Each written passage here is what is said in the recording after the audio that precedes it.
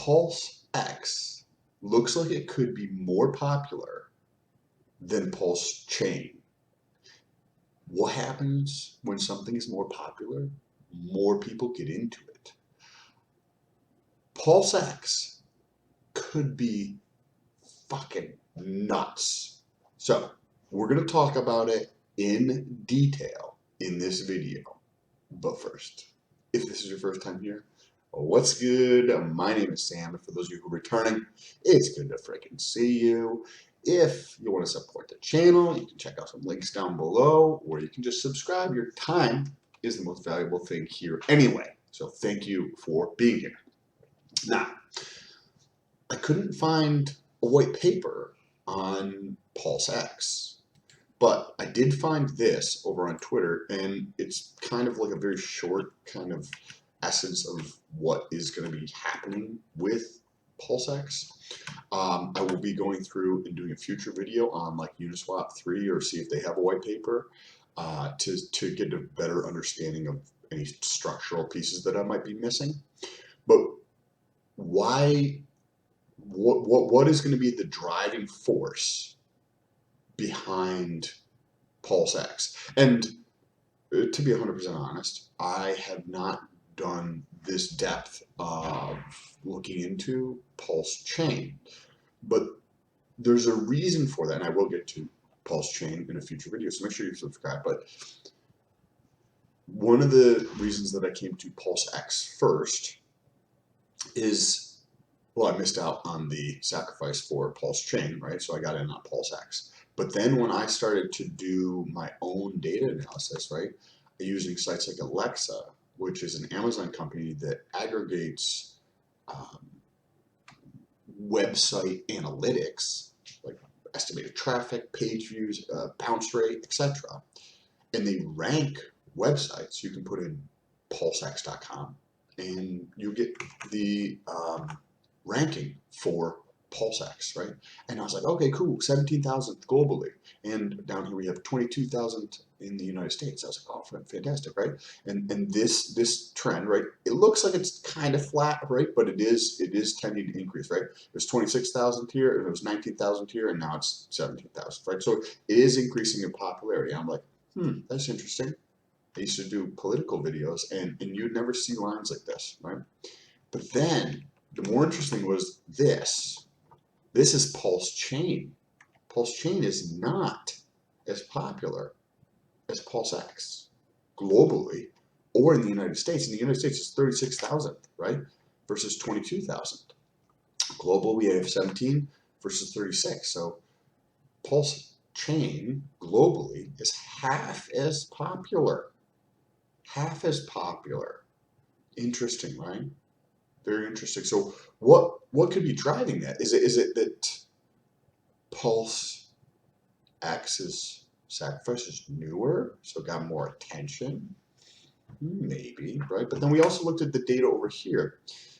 This is Google Trends, the largest search engine in the world, Google, right? And the second largest is YouTube. And this is on YouTube, right? We get to see that on average, after this came out, Pulsex is more popular. Same thing with the website, right? I'm sorry, this is on web, so this is, now we're on Google, before we were just on YouTube. We get to see again, Pulsex is more popular. Just recently, it looks like they've closed up a little bit. And then I looked at the social data, right? So hopefully you guys can see this. Okay, there we go. This, I did the full, and you can check the previous videos, like the full analysis of this, but from a social aspect, right? Because this is very macro data. What are people actually interested in? Like, that's how I look at things. So try to understand what is actually going on. So you can do that from a social standpoint. And that's what this is. And here, Pulsechain has a little bit more, but it's definitely not as popular than Pulsex. Pulsex is gaining popularity faster, and there's more interest in it over the last 30 days in Pulsex than there is in Pulsechain. So you're like, that's interesting. And that's what led me to dive deeper into this. So when I go through and read this, Some quick takeaways, and then I'll get into why I believe this could be absolutely insane. And well, I'd like to hear what your thoughts are down below. So PLSX is not going to increase in its supply.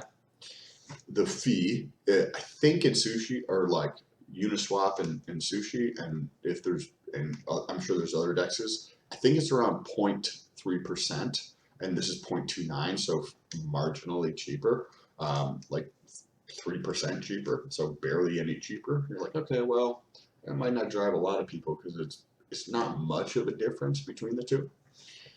But we're gonna get to the good stuff in a minute. But you're like, okay, cool. Well, that means the LPs, the liquidity providers, the people who choose to put up a pair, right? So if you're going to be putting up HEX and USDC, $1,000 and $1,000 of each, then you could earn some of that fee on that pair, right?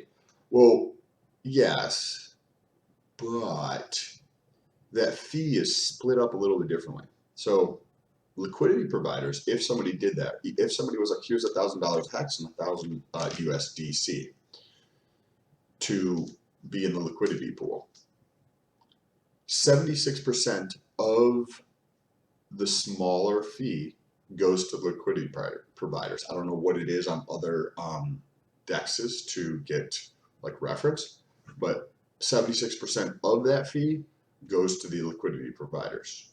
Where does the other 24% go? 3% goes to like an OA type of an address that just goes to like, you know, Richard or whoever, right? Of all fees on this. So that's a way to provide perpetual income to the creators of this, right? 21% gets burnt. So you have like a tiny little percent gets burnt every transaction, right? You got 0.29% is the fee, and then of the fee, 21% gets burnt. So PLSX gets burnt every transaction. And you're like, okay, cool. So as volume increases, what ends up happening is the buy pressure, the supply of, not buy pressure, but the supply of PLSX goes down. Remember that. Pulsex is also going to have another token or coin, some type of incentive one, right? So I believe, it doesn't say it here, but I believe when people are sacrificed or holding PLSX, those people are going to get PLSX plus the incentive token. I think that's how it's going to work. I don't know. I'd love to hear your thoughts on that down below. So if somebody sacrificed, they're going to get PLSX and the yield, the incentive token, which is you can use for yield farming. So maybe that might be something where you are, you know, earning, you know, USDC or stablecoin type stuff from that. So that way you can have liquidity and not have to sell any PLSX. Now we get into the interesting part here, and how you one of the examples in here is if somebody has 10,000 coins and they're going to swap A for B, the liquidity providers are going to get A as the fee, versus in the reverse it says the same exact thing. So if somebody has 10,000 coins and they're swapping B for A, then they're going to get 21B. And so because that's what this math translates to, I'm assuming they don't show the example here, right? But it says liquidity providers, 76% of the fees are paid to them, right? If someone swaps 10,000 units for A, for B, they get 21A. So if you put this into like HEX and USDC, if somebody has 10,000 HEX and they are swapping that for USDC, which is B, so you have A for B, then the liquidity providers are going to be getting 21 21 hex. So this way you can earn the coins that you're providing in this process as well. But the very interesting part here that there's very limited data on, and this is where we're going to get into the potential for Pulsex, my opinion, right? So this is conjecture. The AMM bot, the automated market maker bot, is going to, according to here, somewhere in here, is going to harvest liquidity from other exchanges. So how is that going to work? And it says here, the initial liquidity for Pulsex comes from a bot called the AMM ratio fixer bot. It harvests over around 99.9% of the coin's liquidity from Uniswap, SushiSwap, and other popular markets at launch. So what does that mean, right? Because if you don't understand what something means, you can't get the interpretation or the intention or any idea of what might happen in the future, right? Like if you give somebody an incentive to, hey, if you sell more shit as a salesperson, you get more money, then you understand that. But if you're like, oh, you have an incentive, but you don't like explain the incentive, then people don't know, right? You're a salesperson. Oh, you have an incentive. Okay, well, what does that mean? Do I have an incentive to sell, or do I have an incentive to sit on my ass, or like, what is my incentive? And that portion here, if this $1 billion of sacrifice, right, is used, this cash is used to go buy all the pairs that are not needed. So right, so there's, you know, probably hundreds of thousands of different pairs of coins, right? You know, one example, Hex and USDC, but you know, all the other ones, the ERC20s and all that kind of stuff, right? If this is used to go buy all that up, then you have $1 billion, excuse me, going to buy the opposite coins to create all these, right? And in the appropriate proportions, right? So if Ethereum is the biggest and USDC, Tether, and DAI are some of the biggest, then those are going to be probably fine. But if you have the sacrifice proportion of Hex, right, is number one, but that's not the number one on the other exchanges, then that'll be sold down probably and utilized to get the other side of whatever is needed. From my understanding, this is how I might structure something if I was utilizing this, right? To get, so you have both sides of all these hundreds of thousands or tens of thousands of different pairs on Uniswap and SushiSwap or Pancake or whatever dexes are available out there. Now, what does this do? Well, we have two things here, right? Because anybody who's, and this is again my current understanding, anybody who's providing the liquidity, or anybody who's holding ERC20s, right, gets free PRC20s. So remember a few minutes ago when I said that to be a liquidity provider, you're going to provide a pair, right? So $1,000 of Hex and $1,000 of USDC. Well, what if and then you get, if you're going to be the liquidity provider, you get 76% of the fee from trading and volume on there.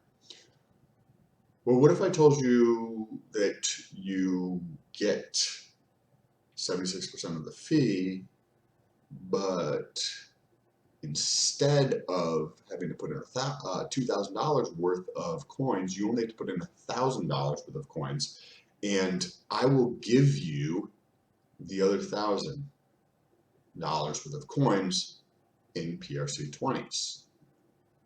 Yeah, think about that for a second. So that's one thing, but then you're like, well, what happens after launch, right? So this could incentivize LPs, liquidity providers, to be here, right? Provide liquidity here, right? That makes sense. But what happens after launch, right? Because then people are like, okay, cool, I'll just get my shit and sell it, right? Because it seems to be, not all the time, but it seems to be when something is given away for free, there's not as much value to a large portion of the holders of that new free thing, and they dump that new free thing, right? That would be PRC20s in this case. Well, but then you don't have, if you were in that place and you don't have, then you're not providing liquidity. You will not be able to participate in the liquidity pool and earn that additional fee. So that's a benefit. And also think about it from the current state, the status quo. I have to provide, say, $10,000 of one coin and $10,000 of another coin. Or I can provide $10,000 of each coin separately and earn more money, right? So you're an LP, right, on Uni. You're providing liquidity over there, and you're providing $20,000 to 10,000 of this coin, 10,000 of this coin. Now you have the same exact 20 grand, but you can do it twice, right? Because you're getting free PRC20s. Right? So there's an incentive there that'll be interesting. But what happens as this continues? So we're currently in a bear market, right? Cool, awesome, perfect time to get started in this. Fantastic, right? Well, and I don't know what the volume of exchanges, right? I think Uniswap, which is probably, I don't know, but I think it's one of the most popular DEXs out there. I have heard that they sometimes do $1 billion per day on higher days of volume, right? So let's take a look at that. So if we had $1 billion of volume on Pulsex, and we have a fee of 0.29%, that means there's a fee of $3 million, right? Well, let's split that up, right? So we're going to have a 76% going to the LPs, cool. But what I want to talk about is the amount that is burned, 21%. $609,000 is burned if it was the same popularity as Uniswap. 609 is burned per day if they're doing $1 billion of volume per day. What happens in a bull market, right? We're in a bear market, and I don't know what the numbers on Uniswap are. You can feel free to correct me. If it's half of this, cool, then it's 300 grand, right? If it's 25%, it's 150, whatever it is, right? So this is going to be reducing supply of PLSX. And remember what I said, the only supply of Pulse X comes from sacrifice. So these are going to be why would you get rid of it? It's creating a decreasing supply anytime somebody does an exchange. The amount is reduced. I'm not sure how Pulsechain, the incentives are going to be on there, but this, I think it could be really crazy. And I didn't understand this, right? I saw 17,000. Right, in terms of the popularity of Pulsex.com versus 28,000, and if you see over here 28,000, it was at 28,000 even here almost, and now it's almost at 29,000. So just over the last week, right, the popularity has decreased in Pulsechain, their website. And who goes to a website? People who are actually interested in something, right? Yeah, there's a fuckload of people who are just going to go to YouTube, maybe Twitter, and search for it there. The people who really, truly want to understand something go to the closest source of the information, which is going to be a website. That's where shit's published, right? And maybe their just website sucks. That could be a reason too, right? There is, doesn't seem like the websites are updated very often, right? So that's one thing. Maybe just this has a dollar amount on it, where Pulsechain doesn't, could be part of it. Both of the sites need to be updated. But when you combine, if the AMM bot works to go, and that's what this tweet says, right? It's going to harvest around 99% of liquidity from other swaps. If that's how this is structured, like all this money goes towards buying up the opposite pairs or other pairs to create tens of thousands of different pairs to start the liquidity pool, because it has the money, so it can just literally go buy them out on the other exchanges. And the liquidity comes here. People tend to want to trade where their liquidity is because there's less slippage, which is a cost, right, of trading. Even though 0.29% is the fee, there's another cost of trading, which is slippage, right? If there is slippage, so if you increase liquidity, then you're going to have there's probably going to be an incentive for additional volume to be here.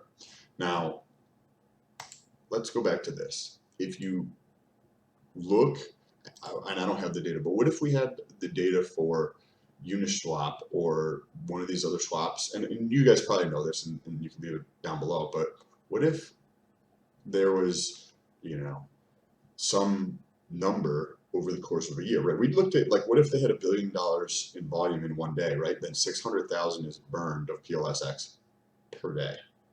600,000 is burned per day. Another way to think of that could be buying pressure, right? Because that's reducing the supply. What if $600,000 was dumped into Hex every day? Just perpetually on 100,000 or 600,000, 600,000, 600,000, 600,000, 600,000. Day after day after day. Well, maybe it's not that, right? But think about the consequences over 365 days, over 2 years, over 4 years. If this has any,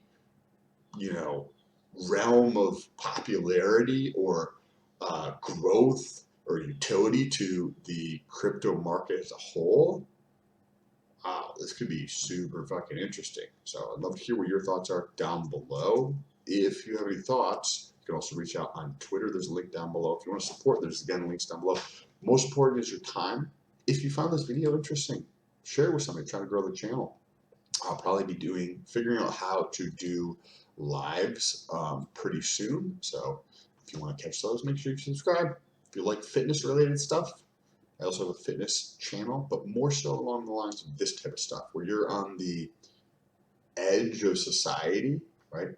DeFi and crypto is on the edge of society. That's the type of stuff that I cover in fitness. On the edge of society, different supplements, peptides, SARMs, steroids, that type of, not so much as on the steroids, but those other two things, a lot more. And so if you like that kind of stuff, there's a link down below. Appreciate you guys. Talk to you soon.